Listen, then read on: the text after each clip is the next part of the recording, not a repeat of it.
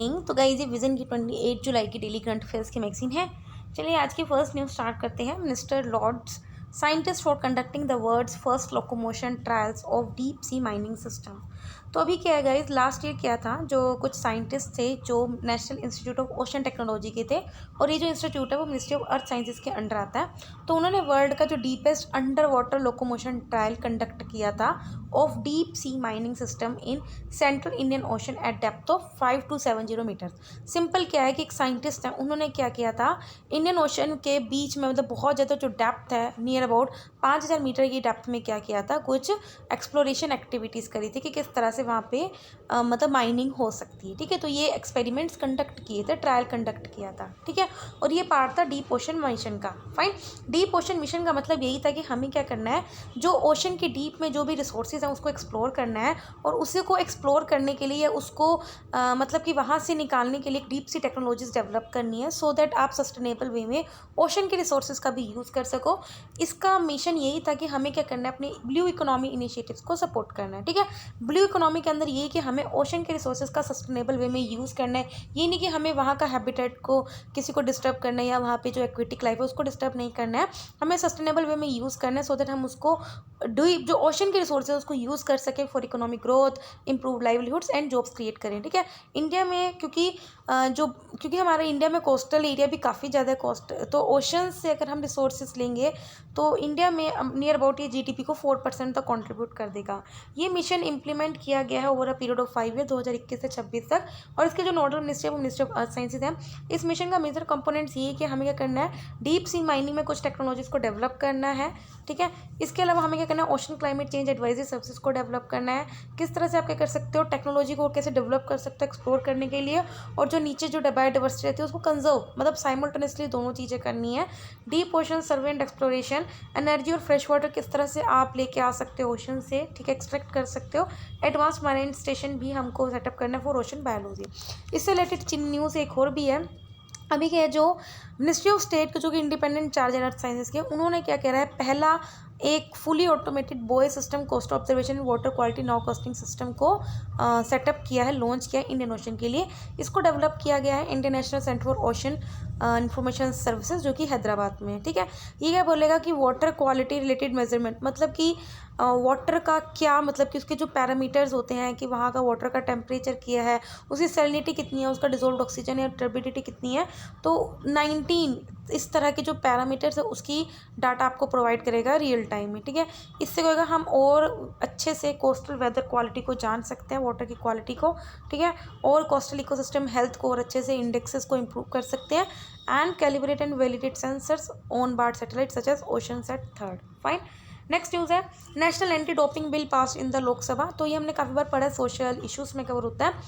अभी क्या है, इसका बिल क्या है, मतलब कि जैसे देखो, कुछ जो एथलेटिक्स होते हैं जो क्या करते हैं, कुछ इस तरह की मेडिसिन लेते हैं, ड्रग्स लेते हैं, जिसमें कहीं ना कहीं क्या है, थोड़ा सा इस तरह की चीज़ें होती हैं जो उनकी स्ट्रेंथ को बढ़ा देती है टेम्परेरी। ठीक है, तो ये वैसे प्रोहिबिट है कि स्पोर्ट्स में कोई भी डोपिंग नहीं यूज़ कर सकता है। ठीक है, तो बिल का एम ये है कि हमें क्या करना है कि स्पोर्ट्स में एंटी डोपिंग एक्टिविटीज़ को और ज़्यादा सपोर्ट करना है। ठीक है, it's seeks to provide a statutory, इसमें हम एक लॉ वाला फ्रेमवर्क लाएंगे, लीगल फ्रेमवर्क लाएंगे, सो दैट हम स्पोर्ट्स में एंटी डोपिंग एक्टिविटीज़ को प्रमोट कर सकें, सो दैट हम यूनेस्को का जो international convention against doping in sport उसको इफेक्ट में ला सके, क्योंकि इंडिया ऑलरेडी इसको रेटिफाई कर चुका है।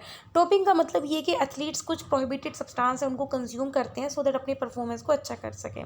इस बिल्स की क्या हाईलाइट्स हैं, सबसे पहले इसमें क्या है, कोई भी जो एथलीट या जो एथलीट से रिलेटेड जो ऑफिसर है या फिर कोई और पर्सन है जो भी इसमें इन्वॉल्व है, वो डोपिंग नहीं कर सकता है। ठीक है, इसके अलावा अगर आपने एंटी डोपिंग रूल्स को वायलेट करा तो उससे आपके रिजल्ट्स डिस्क्वालीफाई हो सकता है। मतलब अगर आपने गोल्ड मेडल भी जीत लिया तो वो भी आपसे वापस लिया जा सकता है, इंक्लूडिंग आपके मेडल्स और प्राइजेस को बाहर लिया जा सकता है। आपको वेरियस नेक्स्ट कुछ पार्टिसिपेशंस में आपको इनएलिजिबल किया जा सकता है, और फाइनेंशियल सैंक्शन भी लग सकते हैं। इसके अलावा एक नेशनल एंटी डोपिंग एजेंसी को भी कॉन्स्टिट्यूट किया गया जो कि स्टैट्यूटरी बॉडी है, जिसको हेडेड किया गया बाय डिस्ट्रिक्ट डायरेक्टर जनरल, जिसको सेंट्रल गवर्नमेंट अपॉइंट करती है। NADA, that is a national anti doping agency, को सेटअप किया गया था एज ए रजिस्टर्ड सोसाइटी। तो आपको पता होना चाहिए कि रजिस्टर्ड सोसाइटी है, 2005 में इसको एस्टेब्लिश किया गया था। इसके अलावा एक national board for anti doping in sports भी है, उसको एस्टेब्लिश किया गया था ताकि जो वो कुछ मतलब कि रिकमेंडेशन देते हैं कि किस तरह से आप जो इंटरनेशनल कमिटमेंट्स है उसके साथ कंप्लाई कैसे कर सकते हो, कैसे रेगुलेशंस रूल एंड रेगुलेशन को अच्छे वे में इंप्लीमेंट कर सकते हो। इसके अलावा बोर्ड क्या करेगा, एक national anti doping disciplinary panel को भी कॉन्स्टिट्यूट करेगा, ठीक है, जो ये देखेगा कि कब कौन सा वायलेट कर रहा है और क्या उसके कॉन्सिक्वेंसेस हो सकते हैं।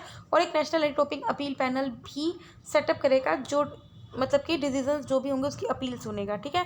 इसके अलावा क्या है, इसका एम ये है कि हमें क्या करना है, टाइम बाउंड मैनर में जस्टिस प्रोवाइड करना है एथलेटिक्स को apart from enhancing cooperation among agencies. Fine. Next news है, department of chemicals and petrochemical signed MOU with ILO on international chemical safety cards. तो कई जो न्यूज़ है हमारी एनवायरनमेंट में कवर होगी। अभी क्या है, जो ICSCs है, that is the international chemical safety cards, ये कुछ डाटा शीट्स होती हैं जो आपको ये बताती हैं कि केमिकल साथ अगर डील कर रहे हो तो उसमें क्या असेंशियल सेफ्टी या फिर हेल्थ इन्फॉर्मेशन है वो प्रोवाइड करती है। इसका एम यही है कि हम क्या कर सकें, अगर आप अपने वर्क प्लेस पे कोई भी केमिकल्स को यूज़ कर रहे हो तो उसको सेफली आप यूज़ कर सको, चाहे आप अपने रिसर्च वर्क में कर रहे हो या फिर किसी भी अलग वर्क में कर रहे हो, ठीक है। और ये जो केमिकल सेफ्टी कार्ड इसको डेवलप किया गया था WHO और ILO के साथ with cooperation of European commission, ठीक है। अभी क्या है, क्योंकि आपने देखा है कि विद टाइम केमिकल डिज़ास्टर से जो फैटिलिटीज़ हैं वो बढ़ रही हैं, क्योंकि केमिकल और पेट्रोकेमिकल इंडस्ट्री भी ज़्यादा डेवलप हो रही हैं, ठीक है। या उनके प्लांट्स का साइज़ बढ़ रहा है, स्टोरेज और करियर्स बढ़ रहे हैं, स्पेशली उन पॉपुलेटेड एरियाज़ में, ठीक है। तो मिनिस्ट्री ऑफ एनवायरनमेंट इसकी नोडल मिनिस्ट्री है जो केमिकल डिज़ास्टर को मैनेज करती है, ठीक है। अब केमिकल डिज़ास्टर से रिलेटेड क्या प्रोविजंस हैं, एक है डॉक्ट्राइन ऑफ एब्सोल्यूट लायबिलिटी जो कि MC Mehta versus EY case में आया था 1986 में। इसके अंदर जो भी एंटरप्राइज, जो भी इंडस्ट्रीज हजार्डस या डेंजरस एक्टिविटीज़ में इन्वॉल्व है, उनके अगर अंडर कोई भी लेबर है, अगर उसको कोई एक्सीडेंट हो जाता है तो उसको कंपेंसेशन देना पड़ेगा, ठीक है। इसके अलावा एनवायरनमेंट रिलीफ फंड जो कि एक सेंट्रल फंड है किसके अंदर, पब्लिक लायबिलिटी इंश्योरेंस एक्ट के अंदर, जिसको सेटअप किया गया था ताकि जो भी विक्टिम है अगर वो इस केमिकल डिजास्टर से पीड़ित है तो उसको इमीडिएट रिलीफ किया जाएगा। इसके अलावा एनवायरनमेंट प्रोटेक्शन एक्ट 1997 है जिसमें सेंटर नोटिफाई किया है कि किस तरह से आप केमिकल के manufacture storage and import of hazardous chemical rules हैं एंड हजार्डस वेस्ट रूल्स हैं, जो दैट आप हजार्डस सब्सटेंस को किस तरह से रेगुलेट कर सकते हो। फाइन। नेक्स्ट न्यूज़ है, RBI release the discussion paper on the climate risk and sustainable finance. Again ये एनवायरनमेंट में कवर होगी। अभी क्या क्लाइमेट से रिलेटेड कब कौन सा रिस्क आ जाए, ठीक है, और उसकी वजह से मतलब कि बैंक्स भी कहीं ना कहीं फाइनेंशियली वीक हो जाते हैं, ठीक है, और उससे हमारा ओवरऑल फाइनेंशियल सिस्टम भी बिगड़ जाता है, ठीक है। तो क्योंकि ये इसकी बहुत ज़्यादा जो अनसर्टेनिटी है वो बहुत ज़्यादा बढ़ रही है, ठीक है, जैसे पहले कोविड था और अब हेल्थ मंकी पॉक्स वायरस भी देखने को मिल रहा है, ठीक है। तो क्लाइमेट रिलेटेड रिस्क क्या कर सकते हैं, हमारे फाइनेंशियल सेक्टर को बहुत बुरी तरह इम्पैक्ट कर सकते हैं। सबसे पहले एक तो फिजिकल रिस्क है। फिजिकल रिस्क क्या है, देखो कोई बंदा ही मर गया तो ऑफकोर्स हमारी क्योंकि ह्यूमन कैपिटल मर गई, ठीक है, तो economic cost, financial losses from floods, heat waves etcetera ये हो गया। ट्रांजिशन रिस्क है which arises from process of adjustment towards a low carbon economy, ठीक है। पोटेंशियल इफेक्ट क्या हो सकता है इस रिस्क के, क्रेडिट रिस्क होगा, ठीक है, मतलब कि जो भी बैंक कस्टमर अगर बैंक में अपना पैसा रखता है, ठीक है, उस पर इफेक्ट होगा। मार्केट रिस्क होगा क्योंकि वहाँ पे मतलब प्राइजेस की वोलेटिलिटी बढ़ जाएगी, मतलब प्राइजेस के रेट एकदम से बढ़ सकते हैं। लिक्विडिटी रिस्क हो जाएगा क्योंकि अब एक बात बताओ, कोरोना आया तो उसमें क्या हुआ, लोगों को लगा लॉकडाउन लग गया तो लोग होड़ मच गई, ज़्यादा आटा ले लो घर में, है ना, सब कुछ ये लोग, तो क्या होता है डिमांड बढ़ जाती है, ठीक है, to respond to extreme weather event. Operational risk हो सकता है, डिसरप्शन इन बिजनेस में डिसरप्शन, ये सब आ सकता है। RBI ने क्या सजेस्ट किया है कि हमें सबसे पहले अपनी गवर्नेंस अच्छी रखनी है, climate related environmental risk and opportunity उनको आइडेंटिफाई करना है और उसके अकॉर्डिंग हमें काम करना है, ठीक है। किस तरह से आप स्ट्रेटेजी बनानी है, किस तरह से क्लाइमेट चेंज रिस्क को एड्रेस कर सकते हो through proper formulation, planning and implementation. इसके अलावा जो इंडिया का फाइनेंशियल सेक्टर है उसको सेंसिटाइज करना है to importance and benefits of green finance through capacity building and training. Fine. Next news पढ़ते हैं अपनी, supreme court upholds amendments to prevention of money laundering act. तो गाइस ये जो न्यूज़ इकोनॉमी में कवर होगी।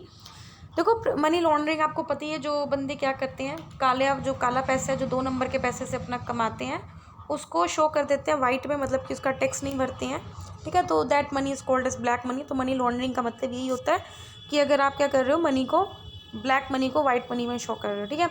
तो सुप्रीम कोर्ट का वर्डिक्ट था, उसमें चैलेंज किया गया है अगेंस्ट अमेंडमेंट्स, क्योंकि अभी सुप्रीम कोर्ट ने कुछ अमेंडमेंट किए थे इस prevention of money laundering act में 2019 में, तो इसके ऊपर कुछ चैलेंज आया तो जो अमेंडमेंट्स आए तो उसमें क्या किया था, एनफोर्समेंट डायरेक्टरेट है उसको पावर दे दी थी कि वो क्या कर सकता है, अगर कोई बंदा या कोई भी जो बंदा इसमें इन्वॉल्व है तो उसको समन मतलब उसको बुला सकता है, उसको अरेस्ट कर सकता है, उसके घर रेड भी कर सकता है, और बेल के प्रोविज़न्स को और ज़्यादा डिफ़िकल्ट बना दिया था।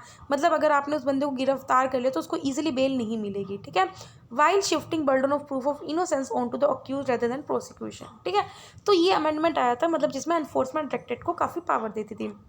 सुप्रीम कोर्ट ने क्या ऑब्जर्वेशन की थी, तो सुप्रीम कोर्ट ने क्या किया था, एक expensive definition of money laundering को एक्सेप्ट किया था। मतलब मनी लॉन्ड्रिंग में भी डिफरेंट चीज तरीके से लोग लॉन्ड्रिंग कर सकते हैं, तो एक्सपेंसिव डेफिनेशन को एक्सेप्ट किया था जिसमें हर एक प्रोसेस और हर एक एक्टिविटी को कवर कर लिया था कि जिसमें क्राइम हो रहा हो, ठीक है, और वो सिर्फ फाइनल एक्ट ऑफ लॉन्ड्रिंग से रिलेटेड चाहे ना हो, ठीक है।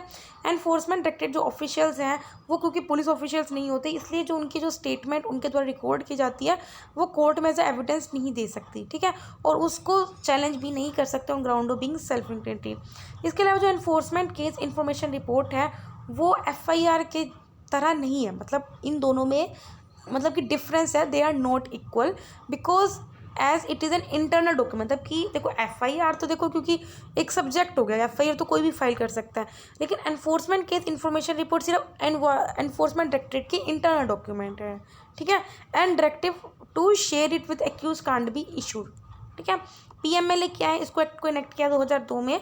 ये इंडिया की कमिटमेंट थी कि वो मनी लॉन्ड्रिंग से रिलेटेड चीज़ों को कम्बाट करेगा, ठीक है, stemming from the trade of drugs and narcotics and organise crime that goes इन।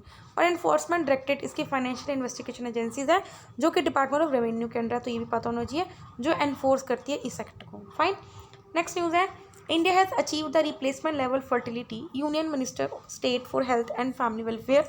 तो कैसे सोशल इशूज़ में क्या होगी, देखो क्या है, आपको पता है अगर एवरेज ग्लोबल की एवरेज फर्टिलिटी रेट देखें तो 2.1 है, ठीक है, तो अभी इंडिया ने भी 2.1 फर्टिलिटी रेट अचीव कर लिया है। और अगर अब इंडिया इससे कम करता है तो इंडिया को इसका डिसएडवांटेज भी होगा, क्योंकि आगे जाके जो यूथ है वो कम हो जाएगा, तो इकोनॉमी भी हमारी उतनी अच्छी नहीं रहेगी, ठीक है। अभी क्या, अगर नेशनल फैमिली प्लानिंग समिट 2022 में देखें तो मिनिस्टर ने बोला कि इंडिया ने ऑलरेडी अपना रिप्लेसमेंट लेवल फर्टिलिटी को अचीव कर लिया है, जिसमें 31 स्टेट्स और यूनिट्स में ऑलरेडी टोटल फर्टिलिटी 2.1 या उससे कम रह गया उल्टा, ठीक है।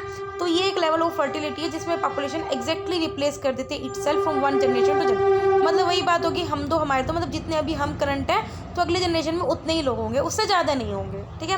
वर्ल्ड पॉपुलेशन प्रोजेक्ट 2022 के अकॉर्डिंग इंडिया चाइना को ओवरटेक कर लेगा 2023 में, ठीक है, लेकिन वही ये भी शॉर्ट टर्म के लिए है, ठीक है। ड्यूरिंग द इवेंट कहेगा मिनिस्टर ने अनवील किया इंडिया का family planning 2030 vision document with following की प्रायोरिटीज। सबसे पहले क्या आएगा, teenage child bearing and early child marriage. अगर हम देखें जो नेशनल फैमिली हेल्थ सर्वे हुआ 4 to 5, तो देखने को मिला कि जो बच्चे टीनेज के साल से मतलब 12 से 18 साल के बच्चे हैं उनकी जो मैरिज होती थी, ठीक है, वो कम, decline in teenage child bearing was minimum 7.9% थी 2015-16 में, जो घट के 6.8% रहेगी, ठीक है। इसके अलावा migration and lack of access to contraceptive, मतलब कि लोगों के पास कॉन्ट्रासेप्टिव्स नहीं होता था before husband's arrival, in accessibility to health accessibilities, ठीक है। लैक ऑफ मेल पार्टिसिपेशन देखी गई है अवेयरनेस प्रोग्राम, इसमें हमने प्राइवेट सेक्टर को भी इन्वॉल्व किया है सो दैट हम मॉडर्न कॉन्ट्रासेप्टिव्स को प्रोवाइड कर सकें, ठीक है। अब इंडिया ने क्या मेजर्स लिए हैं फॉर पॉपुलेशन कंट्रोल।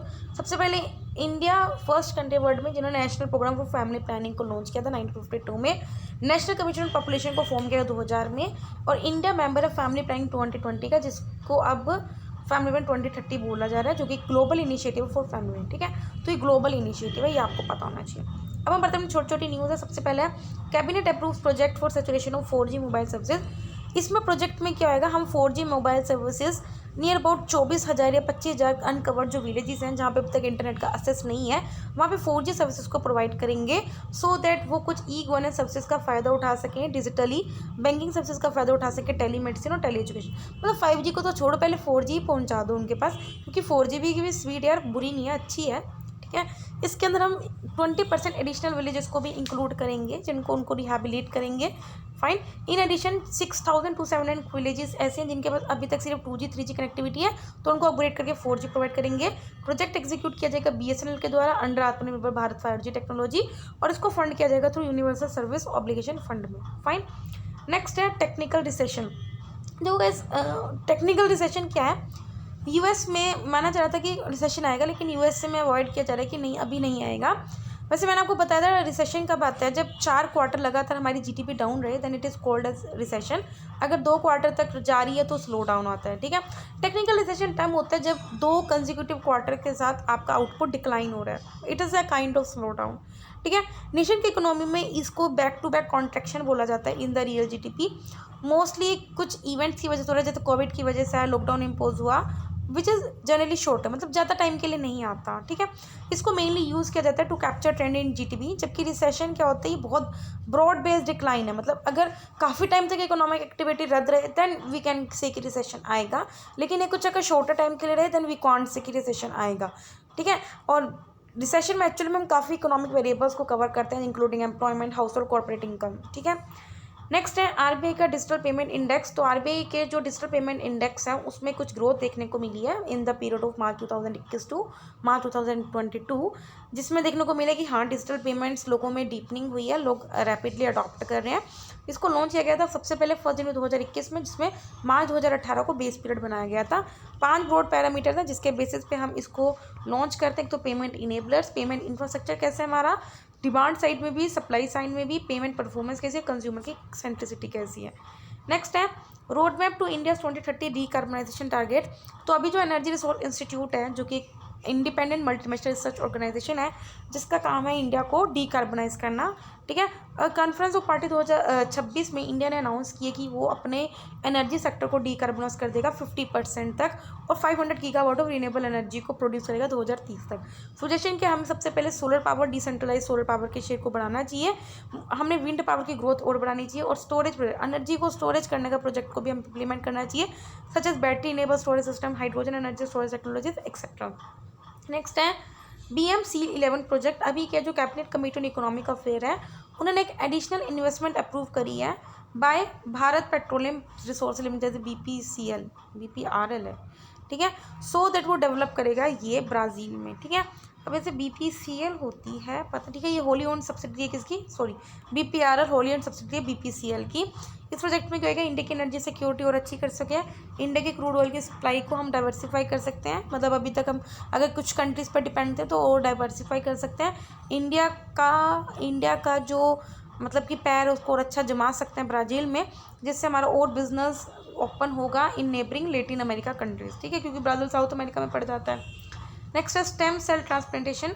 रिसर्चर्स ने रिपोर्ट किया कि HIV के जो 4 पेशेंट हैं उनको वो क्योर हो गए आफ्टर स्टेम सेल मतलब कि स्टेम सेल ट्रांसप्लांटेशन के बाद जो HIV से पीड़ित बंदे थे उनको क्योर हो गए, ठीक है। तो स्टेम सेल ट्रांसप्लांटेशन एक तरह का बोन मैरो ट्रांसप्लांट होता है, जिसमें तो पेशेंट क्या करता है, हेल्दी स्टेम सेल्स को रिसीव करता है, क्योंकि बंदा तो ऑलरेडी वो बेचारा बीमार है, उसके स्टेम सेल तो डैमेज हो गया, तो उसको रिपेयर कर दिया जाता है, ठीक है। 2 तरह से होता है, एक ऑटोलोगस ट्रांसपोर्टेशन होता है, एक एलोजेनिक ट्रांसपोर्टेशन होता है, ठीक है। ऑटोलोगस ट्रांसपोर्टेशन में क्या होता है, पेशेंट के खुद के स्टेम सेल को यूज़ किया जाता है, मतलब पहले उनको रिमूव करते हैं, ट्रीट करते हैं, फिर बाद वापस उसकी बॉडी में दिया जाता है। एलोजेनिक में क्या होता है, पहले हम जो किसी और बंदे के स्टेम सेल उसके अंदर डाल देते हैं, क्योंकि जिसके हेल्दी होते हैं, ठीक है। Stem cell special human cells होते हैं जो which are able to develop into many different cell type such as muscle, blood and brain cells. Next है गूगल स्ट्रीट व्यू। गूगल ने अनाउंस किया कि वो अपना स्ट्रीट व्यू फीचर इंडिया में लॉन्च करने वाला है। इससे आपको 360 डिग्री व्यू में streets, tourist spot, hills and even सबकी HD में इमेजेस आप कलेक्ट कर सकते हो। नेशनल जियो स्पेशल पॉलिसी 2021 के अकॉर्डिंग लोकल कंपनीज ऐसा डाटा कलेक्ट कर सकती हैं, और फॉरेन फर्म्स को लाइसेंस लेना पड़ेगा फ्रॉम इंडियन एंटिटीज अगर उनको हमारी कंट्री में कस्टमर्स को सर्व करना है। इससे पहले कुछ सिक्योरिटी कंसर्न रेज किए जा रहे थे गवर्नमेंट एजेंसीज के द्वारा, जिसकी वजह से गूगल ने इंडिया में लॉन्च नहीं किया गया था, लेकिन नाउ गूगल ने पार्टनर किया 2 इंडियन फर्म्स के साथ। नेक्स्ट है UN पीस कीपिंग। तो UN सिक्योरिटी काउंसिल ने कुछ अटैक्स हुए UN ऑर्गेनाइजेशन स्टेबलाइजेशन मिशन में in democratic Republic of Congo में, जिसमें 2 पीस कीपर्स को मारा गया जो कि इंडिया के थे, तो UNSC ने उसको कंडेम किया है, ठीक है। UN पीस कीपिंग है क्या, ये कंट्रीज़ को, डिफरेंट कंट्रीज़ को हेल्प करती है, सो दैट जो डिस्टर्ब कंट्रीज हैं उनको हेल्प कर सके वहाँ पे पीस लाने में, ठीक है। ये UN सिक्योरिटी काउंसिल डिटरमाइन करती है कि कहाँ पे कब UN जो पीस कीपिंग फोर्सेस उनको भेजना है, ठीक है। 3 बेसिक प्रिंसिपल होते हैं, कंसेंट ऑफ पार्टीज, इम्पार्शियलिटी नहीं करना, पता चले दूसरी कंट्री के सोल्जर्स को तो आप जानबूझ के नहीं भेजे और दूसरे किसी और कंट्री को भेज रही है, ठीक है। Non use of force accept in self defence and defence of mandate. India ने ऑलरेडी अपने 250,000 ट्रूप्स को ओवर मतलब पिछले कुछ सालों से मिलियन ऑफ ट्रूप्स को भेजा हुआ है इन 49 UN peace keeping mission. Fine. Next है गैया हाइपोथेसिस। अभी के जेम्स लवलॉक जो कि एनवायरमेंटल साइंटिस्ट हैं, उन्होंने गैया इकोलॉजी थ्योरी को क्रिएट किया था, वो अभी जा चुके हैं, ही हैज़ डाइड। तो इनको गैया थ्योरी, गैया प्रिंसिपल बोलते हैं। सबसे पहले इन्होंने 1970s में प्रपोज किया था। इन्होंने ये बताया था कि जो भी ऑर्गेनिजम्स होते हैं या जो भी उनकी इनऑर्गेनिक सराउंडिंग्स होती हैं अर्थ में, वो बहुत ज़्यादा इंटीग्रेटेड होती हैं to form a single and self regulating complex system, ठीक है। इन्होंने बोला था कि जो सिंगल सिस्टम है एज अ होल, वो अर्थ के सर्फेस को मेनटेन करता है by self regulating feedback mechanism. Next है टाइगर। अभी के नेशनल टाइगर कंजर्वेशन अथॉरिटी के डाटा के अकॉर्डिंग 2012 से देखा जाए तो टाइगर्स मतलब 1059 टाइगर की डेथ हो चुकी है। अगर पैंथेरा टिग्रिस देखा बिग कैट बोला जाता है, और ये फ्लैगशिप और अम्ब्रेला दोनों स्पीसीज है, ठीक है। मतलब अगर ये स्पीसीज हैं तो उसका मतलब और स्पीसीज भी कंजर्व्ड है। Females hold small mutually exclusive territory, जबकि मेल ज़्यादा जगह लेते हैं, ठीक है। 93 to 112 डेज में गेस्टेशन पीरियड होता है, मतलब कि रिप्रोड्यूस इतने दिन में ही कर सकते हैं। सोशल बिहेवियर क्या है इनका, अकेला रहना ज़्यादा पसंद करते हैं, एक्सेप्ट फॉर फीमेल्स विद कब्स, ठीक है। आयुषन स्टेटस इनका एंडेंजर्ड है। लास्ट न्यूज़ है राष्ट्रीय पुरस्कार पोर्टल। तो इसको डिप्लॉय किया गया इसको डेवलप किया गया, जिसमें हम क्या कर सकते हैं, जो भी different ministry department agencies award देती हैं उनको सबको एक प्लेटफॉर्म पे लेके आएंगे to ensure transparency and public partnership. इसके अंदर हर एक सिटीजन ऑर्गेनाइजेशंस को हम नॉमिनेट करेंगे। Portal facilitate every citizen organisation to nominate individual organisation for various award institute by government of India, ठीक है। तो अगर आपको लग रहा है कि आप ये अवार्ड के कैपेबल हो तो आप उसको खुद नॉमिनेशन भी कर सकते हो, ठीक है। तो यहाँ पे 28 जुलाई की डेली करंट अफेयर्स खत्म हो गया। अगर आपको वीडियो अच्छी लगे तो लाइक करना, कोई डाउट कमेंट करना। तब तक बाय बाय, टाटा।